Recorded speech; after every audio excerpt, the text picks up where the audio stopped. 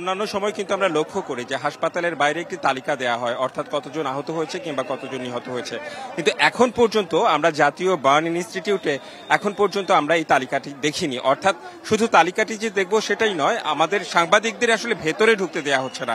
অর্থাৎ হাসপাতালের ভেতরে ঢুকে যে তথ্য সংগ্রহ করার বিষয়টি, সেই তথ্য সংগ্রহ করার বিষয়ের সুযোগ আসলে নেই। আমরা গণমাধ্যম কর্মীরা যারা আছি তারা বাইরেই আছি এবং বাইরে থেকে যা পাচ্ছি তা আসলে সংগ্রহ করার চেষ্টা করছি, তথ্য সংগ্রহ করার চেষ্টা করছি। এটি একটি বিষয়।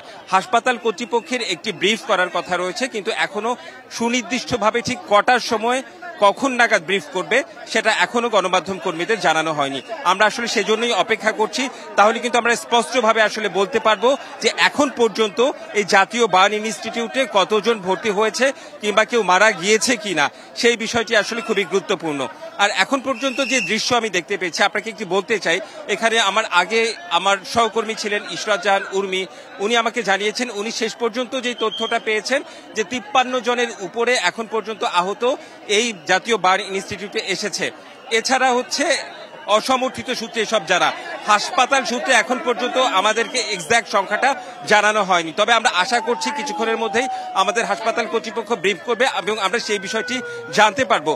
আমি একটি বিষয় জানতে চাই, আপনি এখনই দেখলেন যে একটি অ্যাম্বুলেন্স চলে গেল, এখানে একটা বলতে চাই এখানে অনেকেই ভলান্টিয়ার হিসেবে কাজ করছে, অনেক শিক্ষার্থী কিংবা আশেপাশে যারা রয়েছেন অ্যাম্বুলেন্স আসতে যাতে কোনো সমস্যা না হয় সেজন্য রাস্তা ফাঁকা তারা করছেন এবং অ্যাম্বুলেন্স যাতে সহজেই আসতে পারে, যে কোনো রোগী যেন হাসপাতালে ভর্তি হতে পারে সেই ব্যবস্থা তারা করে দিচ্ছেন।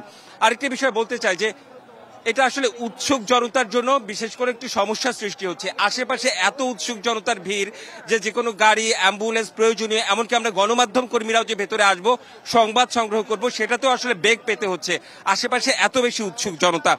মিক্সার গ্রাইন্ডার ঝামেলা কমায়, সময় বাঁচায়।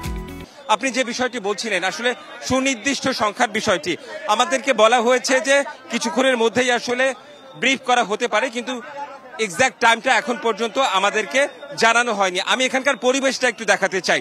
আমি কিছুক্ষণের মধ্যেই আসলে হাসপাতালের গেটে চলে যেতে চাই এবং আমাদেরকে যেহেতু ভেতরে ঢুকতে দিচ্ছে না, ধারণা করা হচ্ছে যে আমরা গণমাধ্যম কর্মীরা হাসপাতালের গেটের বাইরে অপেক্ষা করব এবং কর্তৃপক্ষ নিশ্চয়ই বিষয়টি লক্ষ্য করেছে কিংবা তারা বিষয়টি আসলে কথা বলছে। আমরা জাতীয় বার্ন ইনস্টিটিউটের সামনে আছি এবং আমরা চেষ্টা করছি যে ভেতরে যাওয়ার জন্য, কিন্তু আসলে যাওয়ার অনুমতি নেই, সে কারণে আমরা আসলে বাইরে আছি। এছাড়া সরকারের উচ্চ পর্যায়ের আমরা দেখেছি অনেকেই ভেতরে ঢুকেছেন, কিন্তু আসলে এখানে বোঝা সম্ভব হচ্ছে না যে কারা কারা ঠিক এসেছেন। এটা হচ্ছে জরুরি বিভাগ এবং ওই পাশে হচ্ছে আরেকটি গেট রয়েছে, এখন কোন গেটে ব্রিফ করা হবে সেটা এখন পর্যন্ত আসলে বলা যাচ্ছে না। আমরা একটু জরুরি বিভাগের সামনে একটু আসতে চাই এবং একটু দেখাতে চাই আসলে এখানকার সিনারিওটা, এখানকার দৃশ্যপটটা আসলে কেমন। এখানে প্রচুর আইন শৃঙ্খলা বাহিনীর সদস্য রয়েছে, বিশেষ করে সেনাবাহিনী রয়েছে, এছাড়া অনেকেই এখানে ভলান্টিয়ার হিসেবে কিন্তু কাজ করছে, যাতে হচ্ছে পেশেন্টদের ভেতরে ঢুকতে কোনো সমস্যা না হয় সেই বিষয়টি এখানে খুবই গুরুত্ব পাচ্ছে।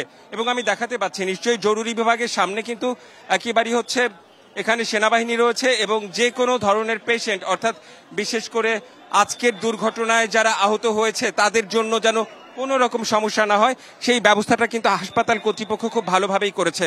কিন্তু বিষয়টি হচ্ছে যে আমরা ঢুকতে না পাওয়ার কারণে কিংবা হাসপাতাল কর্তৃপক্ষ প্রপার তথ্য না দেওয়ার কারণে আমরা আসলে বলতে পারছি না এখন পর্যন্ত এই জাতীয় বার্ন ইনস্টিটিউটে কতজন পেশেন্ট ভর্তি হলো, অর্থাৎ কতজন এসেছে এবং কেউ ভেতরে মারা গিয়েছেন কিনা সেই বিষয়টিও আমরা আসলে স্পষ্ট কিন্তু জানি না।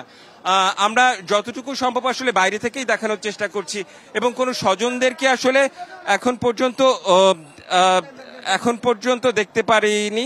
আমরা একটু ভেতরে ঢুকতে পেরেছি এই মুহূর্তে, আমাদেরকে বাধা দেয়নি, কিছুক্ষণ আগে আসলে ঢুকতে দিচ্ছিল না। এখানে কর্তৃপক্ষ সংশ্লিষ্ট কেউ পেলে নিশ্চয়ই এ বিষয়ে কথা বলতে পারবো। এখানে অনেকেই চিকিৎসক দেখছি কিংবা অনেকেই আছেন এখানে, কিন্তু সুনির্দিষ্ট দায়িত্বে থাকা ছাড়া আসলে কেউ সম্ভবত কোনো কথা বলবেন না এমনটা আসলে মনে হচ্ছে। জরুরি বিভাগের ভেতরে আসলে ঢোকা সম্ভব না, আমরা আসলে সেটা চেষ্টাও করব না। আমরা বাইরে থেকে যতদূর সম্ভব আমরা দেখানোর চেষ্টা করছি, কারণ ভেতরে আসলে পেশেন্ট রয়েছে, সে কারণেই আসলে ভেতরে গণমাধ্যমকে ঢুকতে দেওয়া হচ্ছে না। তো আমরা বাইরে রয়েছি, আমরা বাইরে থেকে আসলে দেখানোর চেষ্টা করছি। আমি কিন্তু আপনার সাথে কথা বলতে পারি? আচ্ছা, আমি একজন এখানে যারা ভলান্টিয়ার তাদের সঙ্গে কথা বলার চেষ্টা করছিলাম যে আসলে পুরো পরিস্থিতিটা কতজন এসেছে কিনা, তারা এই তথ্য জানে কিনা, সেসব আসলে জানার চেষ্টা করছিলাম। আমি একটু এক দুজনের সঙ্গে কথা বলবো, আসলে দায়িত্বশীল ছাড়া এখানে কেউ কথা বলতে আসলে রাজি হবে না, সেটা আমি নিশ্চিত হয়ে গিয়েছি। তো আমি অপেক্ষা করছি যে এখানে কখন প্রেস কনফারেন্সটা হবে, এবং প্রেস কনফারেন্স হলে নিশ্চয়ই এখানে যারা দায়িত্বরত আছে জানা যাবে। আচ্ছা, আপনাদের সাথে কি একটু কথা বলা যাবে? এক্সকিউজ মি, একটু কথা বলা যাবে?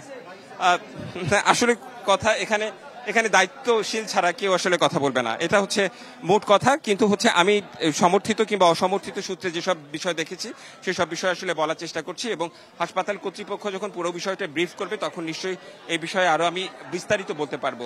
এই মুহূর্তে আমি জরুরি বিভাগে রয়েছি, এবং জরুরি বিভাগের রেদওয়ান একদম পরিষ্কার, আপনি জরুরি বিভাগে থাকবেন, সামনে থাকবেন, ব্রিফ করলে তথ্য নেবেন, কিন্তু আসলে আমাদেরও আসলে ভিড় করাটা একটু খারাপ দেখা যায়।